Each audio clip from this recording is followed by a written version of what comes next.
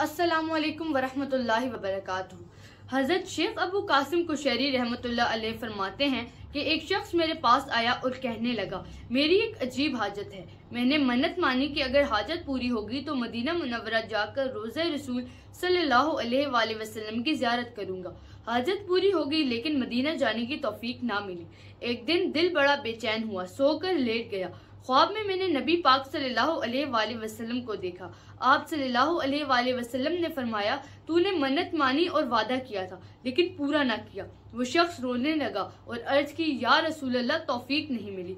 आप सल्लल्लाहु अलैहि वसल्लम ने फरमाया, तुम दुरूद शरीफ ज्यादा पढ़ा करो, हम तुम्हारे करीब आ जाएंगे।